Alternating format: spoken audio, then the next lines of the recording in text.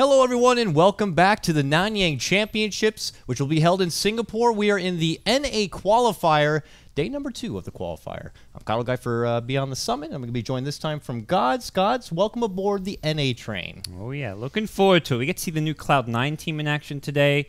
Completely new roster. A lot of people pretty shocked when it got announced, but I think this is a team with a lot of promise. A lot of promise. They're going to be going against Union Gaming, a team we have a lot of questions about, and I don't have the answers for. Yeah. We'll have to see what the hell we're going to be going against, because for now it seems like it's Cloud9 versus Peru.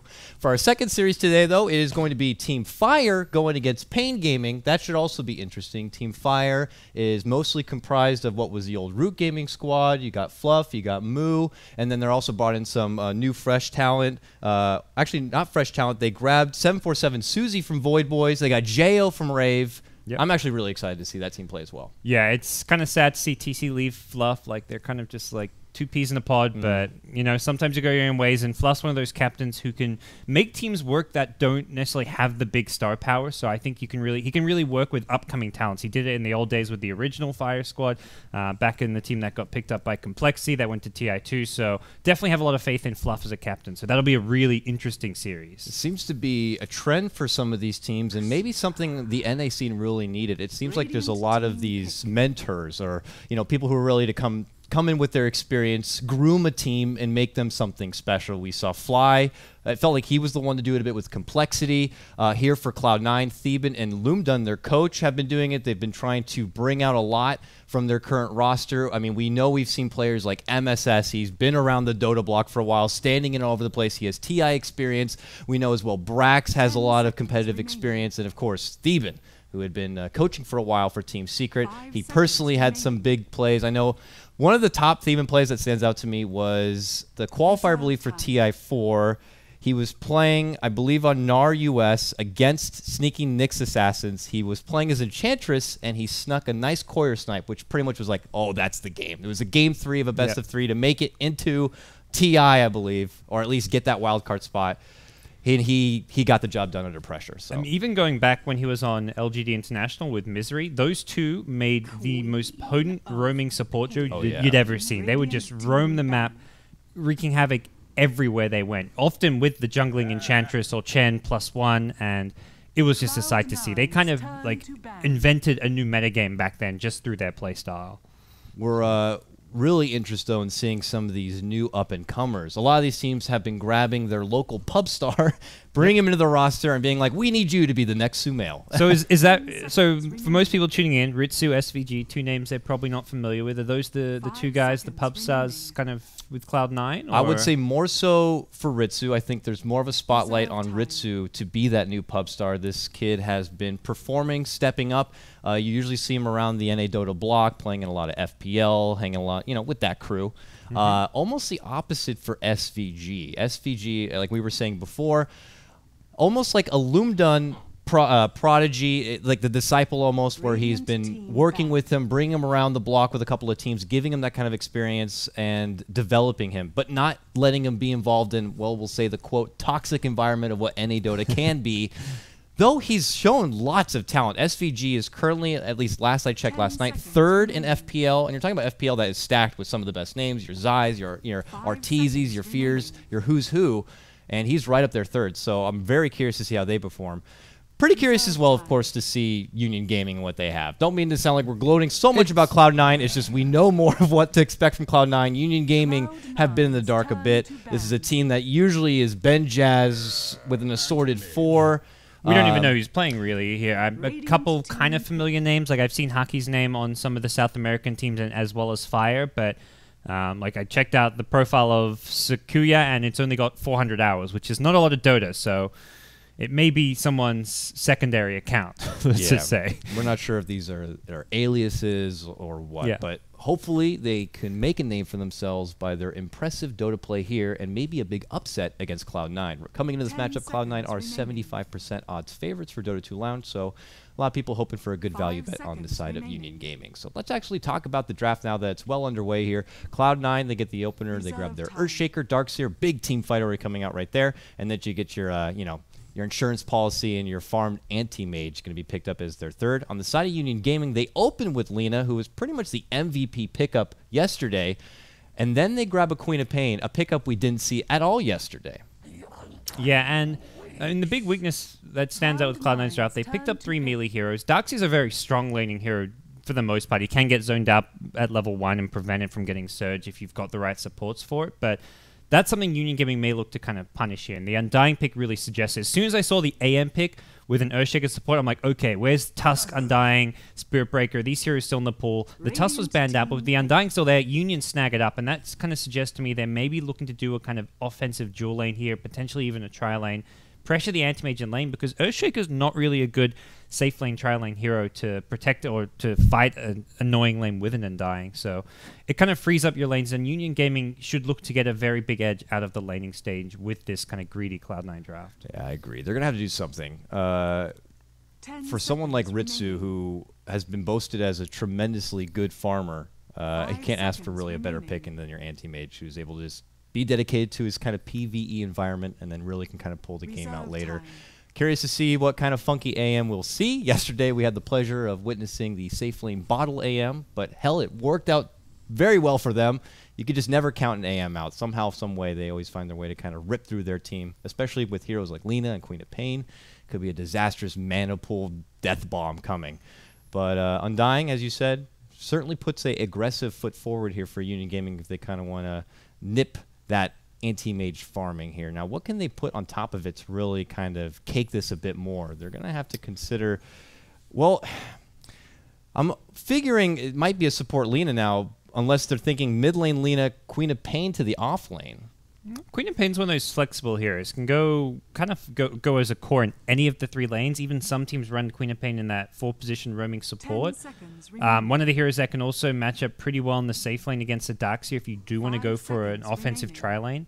Offensive tri-lanes are kind of just out of fashion, and they're kind of too risky. So Union Gaming, pull out the Morphling. This is a kind of a forgotten relic in a lot of ways. It used to be, like, go back to TI2, you saw anti-mage versus Morphling every single game, but these days, Morphling doesn't get much favor. He's been nerfed to the ground since those days. Yeah, since then, we've seen like a brief shining of the support Ling, maybe one, when his adaptive strike was more instant. You saw some off-lane players, including like Universe, your IX Mikes and stuff, literally boost up the strength and take advantage of that ridiculous stun power. But they nerfed that down a bit. It now has a projectile speed, which can be easily dodged, and they don't really touch that anymore. But does this mean that they're planning on contesting the late game against an AM, trying to get one of the other best available farmers in the game now that someone like PL's been taken out, and I guess even the Bloodseeker?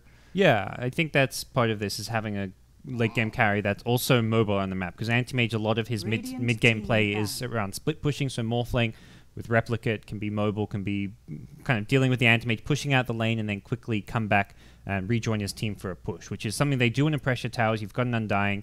You don't want to just let the game drag endlessly. It's going to be more about deal with the split push, come back and join up with your team. Morphling actually pretty good at fighting early on, just with some kind of just cheap basic items, your Aquila, your wand, treads, etc. So I imagine, it kind of as you suggested, Lina maybe will be a support now with the Morphling pickup, since Queen of Pain more likely to be mid than in the offlane with the Undying.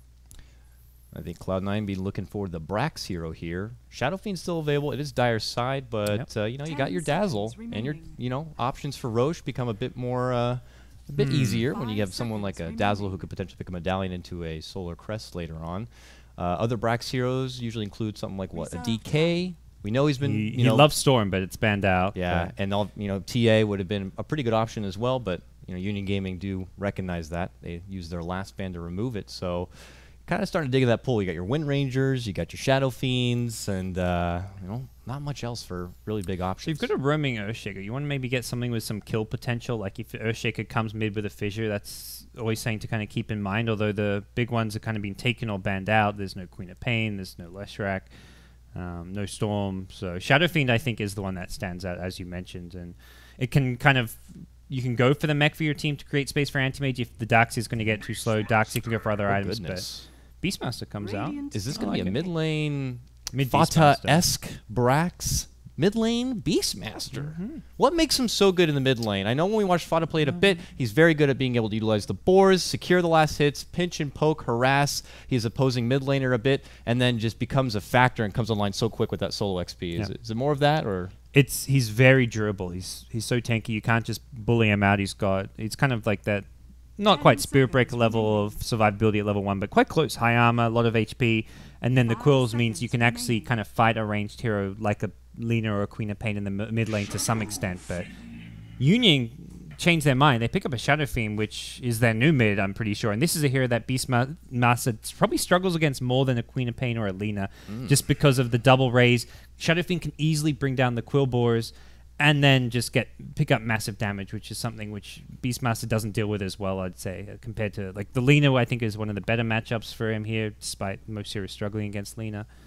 I do have to say, one of the first things that jumps out to me when you look at the 5-man setup now of Union Gaming is it does feel a touch greedy. I wouldn't want any of these heroes really to be stuck with next to no farm. You know, if you're undying into the mid game is just kind of a walking piece of paper. You don't really want to have that. Lina, if she's never able to really throw together a Yules, that would be a bit unfortunate. But it is, but they've also got they're versing 4 melee heroes. Their laning stage should look pretty good for them.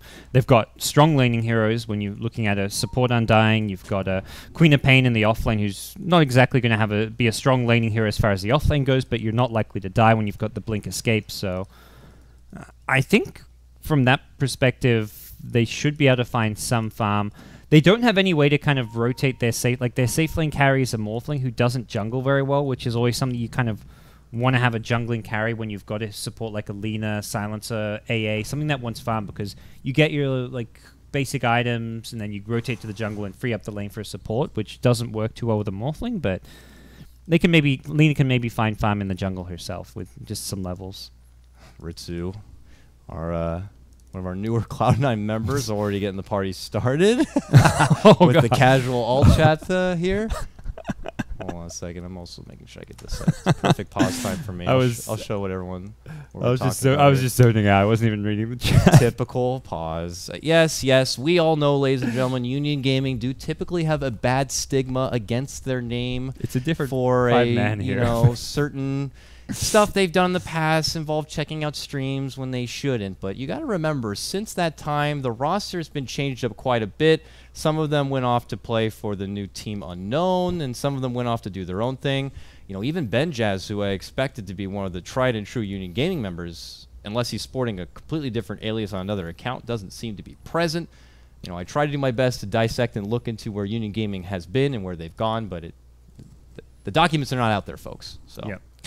We've even asked the players in lobby. We've done our due diligence here. Hey, buddy, anybody sporting an alias? I would love to promote you, but yeah, they are not really helping out too much. Let your fans know you're playing. Yeah, I would love to be like, oh my God, look who's back, formerly from Swaggin' Tiger. You know, but that's not going to be happening. But here we go. We get back and underway. The pause this time not going to be too long. Looks like everything is loaded up, and my hotkeys are back and working here. I'm excited. So, a lot of attention towards this bottom rune is going to be.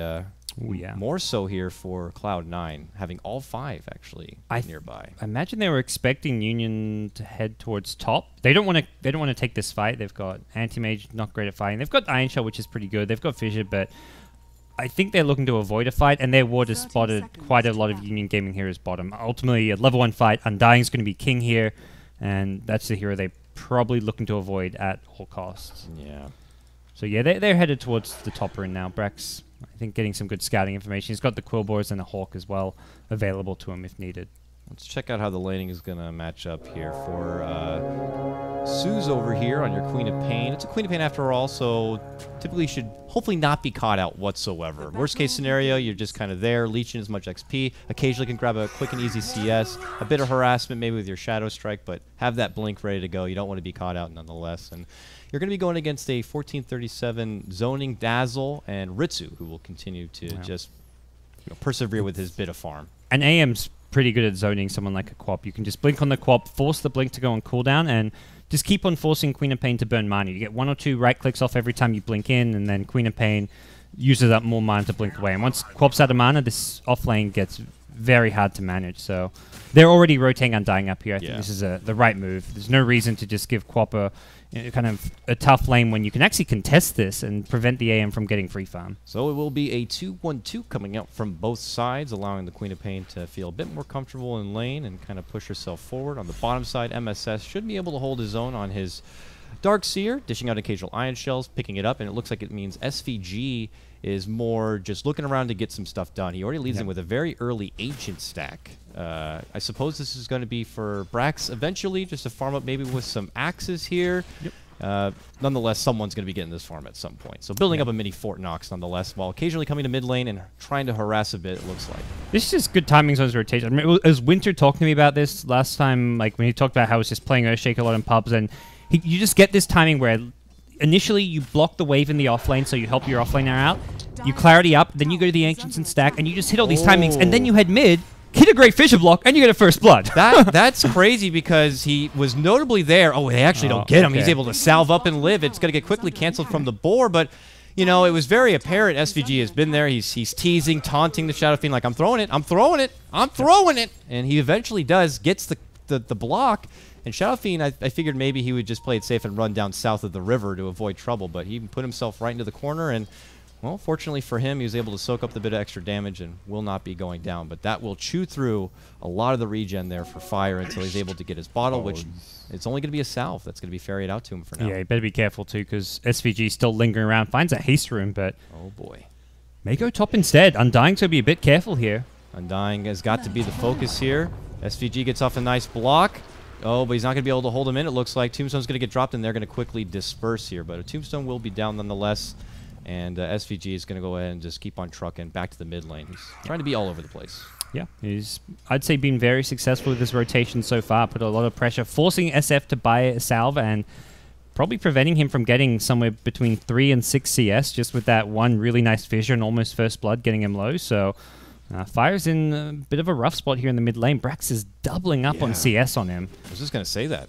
Pretty crazy. Even just SVG doing that bit of zone play, keeping him back, has allowed Brax to really thrive in the lane, and he's up on track, almost near perfect CS, 17 and 8. Beautiful stuff. SVG hits another good timing, finds a stack, and he's right back to the mid lane. So always important when you're playing this heavy roaming support, Earthshaker especially, more so than like a Bounty Hunter. You've got to hit all your stack timings, and so far SVG's been good on that. Who's been really good at that, I've noticed, someone like Soniko. You know, he plays his Winter Wyvern, he gets a bit of harassment with some early boots in the mid lane, steps off, gets a stack, comes back, finds harassment elsewhere, looks for someone else to have, has a TP ready to go, you know, just constantly moving, constantly finding something he can do to participate and be a part of this team, even though he's not in a lane. So something to, you know, good to look out for in your support play. Bottom lane, something we haven't talked about a whole lot. Blinking top, actually. Oh, they're actually making a move in. They've got Fissure. Oh, the Fissure connects beautifully onto the Queen of Pain, and that means your first blood is going to go to the side of Cloud9.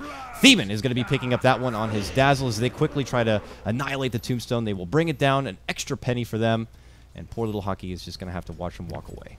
Yeah, the Queen of Pain did like a small blink backwards just to get away, and Antimage is like, I can just blink on top of you here. This is a free kill, so bit of a misplay there from Quap, and Union Gaming get punished for it as rune control going pretty decently in C9's favor. They even find an Invis rune now on Brax, who's about to hit level 6. So this SF could be immediately in trouble with SVG right back towards mid lane. He's still level 1, but you don't need high levels on this Fissure as Brax about to hit 6 off of this creep wave. Fire is nearby.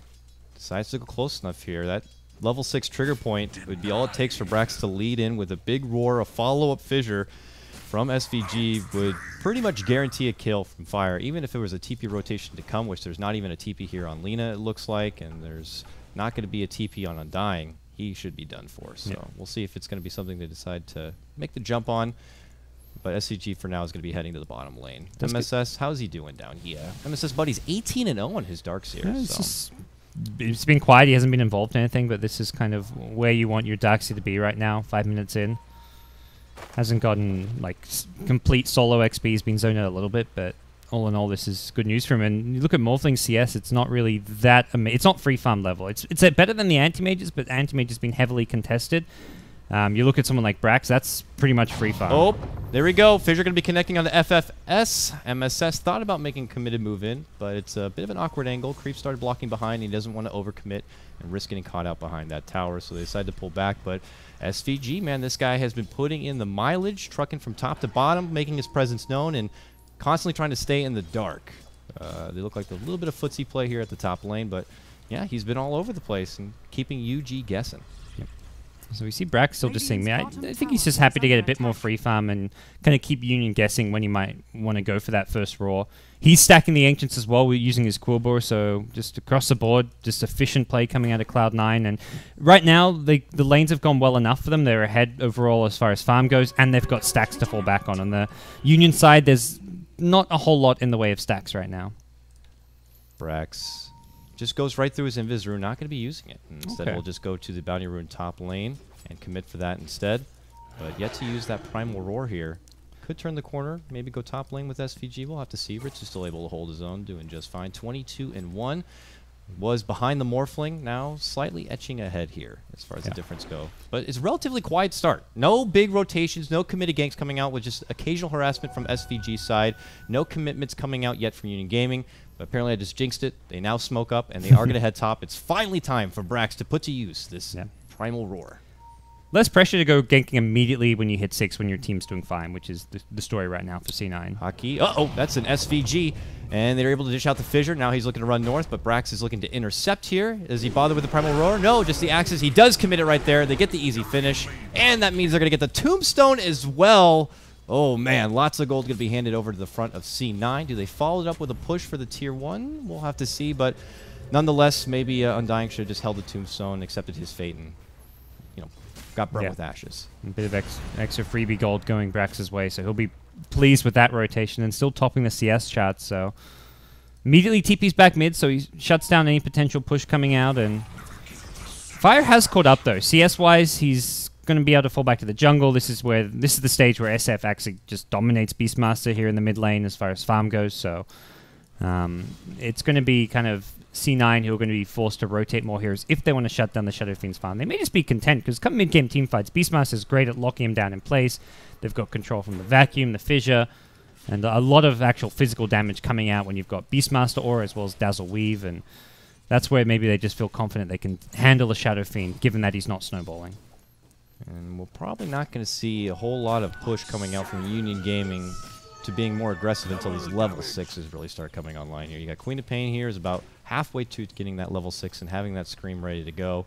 And obviously for bottom, Morphling's going to be doing his own thing farming. We already talked about Shadow Fiend farming his own bit of woods, but possible attention towards the top lane here.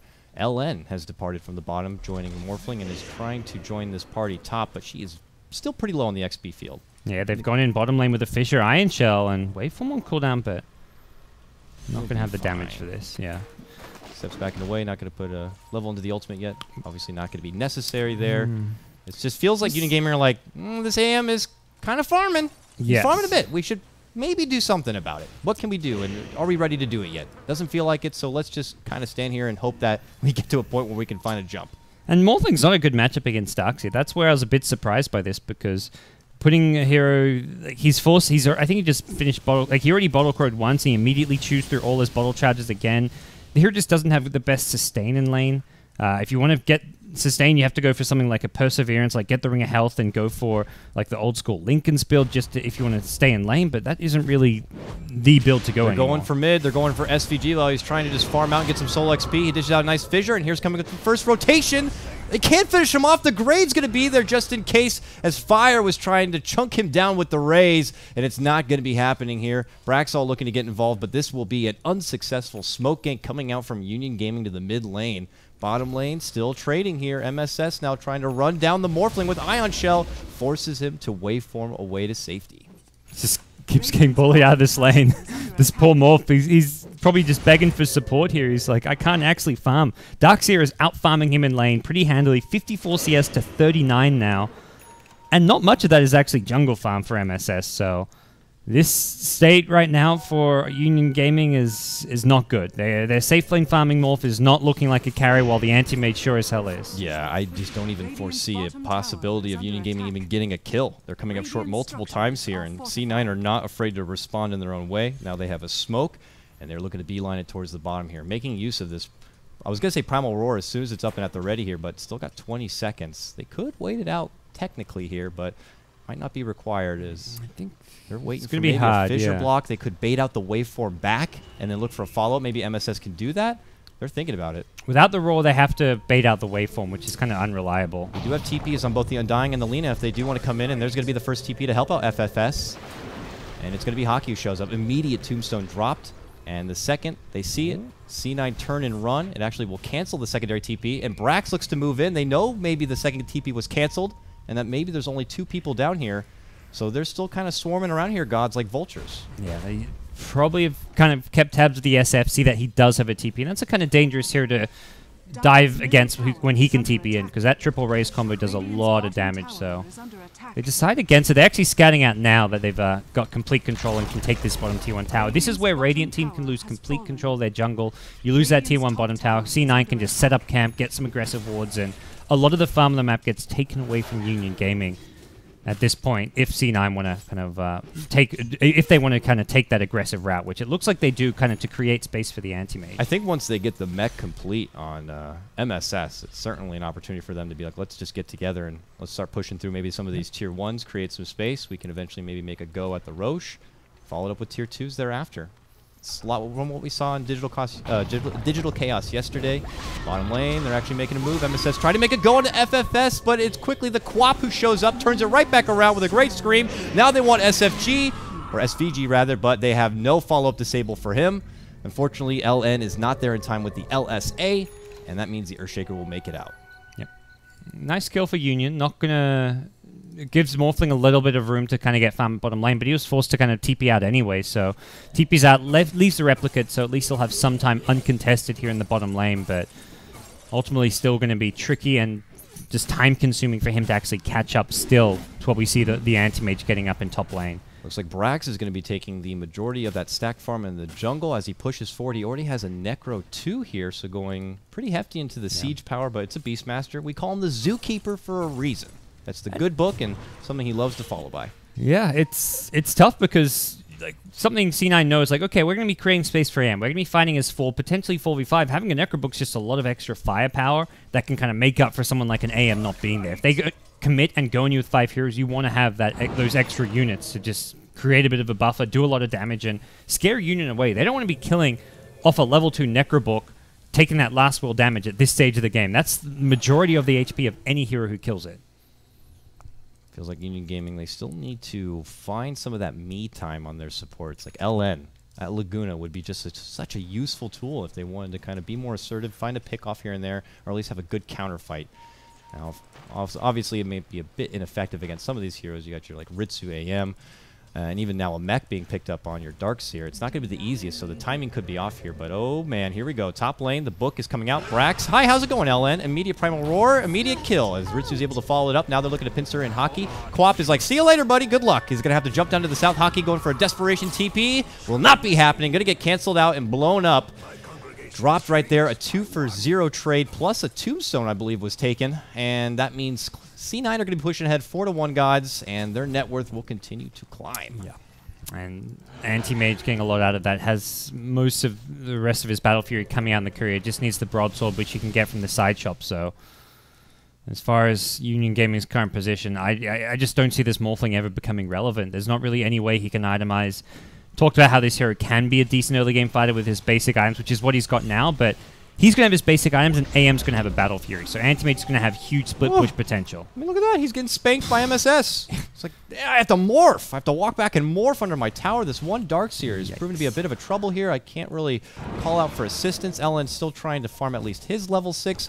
Dying has been beaten down a couple of times now. 0 and 2 still has yet to pick up his first respectable item unless it's hiding on the courier. It's certainly not. So they have quite the game of catch-up to go for. But if we have to look at some of the positives in the darkness here, gods, we do have a mech now on fire. He does have a haste room bottled up. We'll see if it's going to be enough for them to maybe find an opportunity. At this point, it might be a big counterplay. Yep. If I'm Union, they've just got Lina's level 6 here at mid lane. They've got a haste rune with a mech on Shadow Fiend. This is just time to go do something. Pick up a smoke. They've got one on Lina already. Go and fight using Tombstone, SF mech, and the Laguna. Like, I don't think they can just keep playing C9 and get all the space in the world. They're going to get Anti-Mage. That's just the state of this game right now. They've got no real good answer to him anytime soon. They've got some pure damage in the form of Sonic Wave, but that's really it. Oh. Bottom lane, there it is. The mighty roar comes out. A follow-up, nicely timed fissure, but the FFS gains continue to climb, but it's not going to be enough. He ultimately will go down. Great mana bird coming out. Great use of the book from Brax, and that's going to lead to an objective. Morphling goes down, and suddenly fire appears, and he is coming in all cylinders and speeding right past them. Not going to be following up with any sort of aggression whatsoever. Ooh, a little bit of damage coming up from the book onto Hockey there, but they're going to go ahead and easily step back. This is just Cloud9 feeling pretty dominant, but okay, they're rushing in now using the back end of this haste rune. He is trying to truck down Brax here with some right clicks. Brax is going to snag a illusion and head back the other way. Meanwhile, Dazzle, did go down mid lane, and Ritsu's going to get the follow-up return, avenging him by taking down the Queen of Pain. Yeah, that's well worth it for C9. Anti-mage kill. Anti-mage gets a kill on Queen of Pain for your support. You'll take that. Even when you're way ahead, you kind of don't necessarily want to make one-for-one trades when you're this far ahead, but when it's for an anti-mage, why the hell not? He's getting pretty damn farm, gods. He has his Battle Fury already done. He's properly even power tread swapping. He goes to Intel when he blinks, back to Agi for the attack. This kid is flexing the skills right now, and it looks like he's going to be going down the road of a Vlad's pickup, holding that little mighty ring of regen. So just all going according to plan right now with this AM. When you look at AM games, you're always looking at like the AM split pusher by nature. What can actually catch him when he goes split pushing? At this point, Union Gaming side is very low on lockdown. The only kind of thing that stands out as far as catching an anti-mage who's split pushing is if this was a core Lina and you've got the Yule's Ag Scepter. So even without the Ag Scepter, you have a Yule's which sets up an LSA. They're not going to get a Yule's on this Lina anytime soon, so they actually have zero pick-off potential on anti-mage. Even if he's solo split pushing and they bring 5 heroes, they can't really kill him just because they have no initiation, no way of locking him in place and preventing him from blink escaping. So this is just an anti-mage who's going to just keep on farming, keep on split pushing, and he's not going to die once this game, unless he makes a huge misplay, a huge dive. There is just, I do not see this anti-mage diving, and I just don't see a real way for Union to get back into this game against this anti-mage. Maybe taking advantage of the micro bits of rubber band that could be left in the game, hoping that you can take down some of the biggest net worth leaders on the side of C9 could certainly pay off a bit of a reward to everyone else, especially some of the supports who definitely need it, feeling a bit starved, but that seems a bit far-fetched. Without that kind of catch you were talking about, it just simply ain't going to be easy to grab. The king of net worth right now being your Ritsu AM. Bottom lane, they're making it go into Quap, and they make it look easy. Unnecessary wall even being put out from MSS. They just crush the Queen of Pain and pull ahead now 7-2, and they are able to get the tower, it looks like, in the top lane as well. I'm going to Ritsu, as he's also going to be stealing a double stack at the UG Ancient Camp. Oh boy, yeah, and with Vlad's, he can sustain himself now. He's not going to ever have to even go back to base at this what point. are you doing in my Ancient Camp? Get the hell out of here. I got it already, fool. Ritsu's out. Oh, Union Gaming, the struggle continues. Oh yeah. And I mean, I don't feel like they played it that poorly. The SF shouldn't have struggled as much as they did mid lane, but that was just great rotations from Earthshaker. The one thing that didn't really make sense was the Morphling pick to get into the Darkseer, where, I mean, we're still seeing it now, that the Morph just can't get farm in the safe lane. Darkseer's just being a complete bully, and Lina just not a good solo support for zoning, but I mean, ultimately this is just mostly just being great early rotations from SVG, and just also more efficient play. Look at these stacks. This Dire Ancient stack is juicy. That's the girthy one right there. That is, how many is that? That is like, that's how the dinosaurs went extinct, right there. I mean, it's just a slaughter. It was an anti-mage.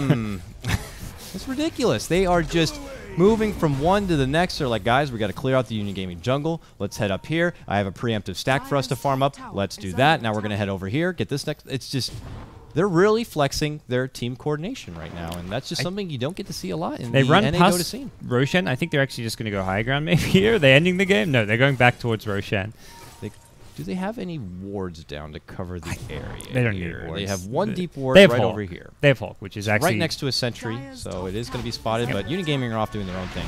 They're farming in what I know people like Blitz like to say is some of the safest spots in your opponent's jungle. So it's safe for them to get that reliable farm, gods, but this means it's going to be an easy roach for C9. They'll be forced right towards the bottom lane. I think C9 may just kind of go down towards the bottom lane of Raxi. They don't have to defend. There is no incentive for them to just TP top and defend when they can force Union Gaming back by just pushing. It looks like they're not going to force high ground right away. They're going to go through the mid lane, get a couple more towers, get some more gold for themselves, and just kind of secure a few more items. AM still doesn't quite have his Manta style.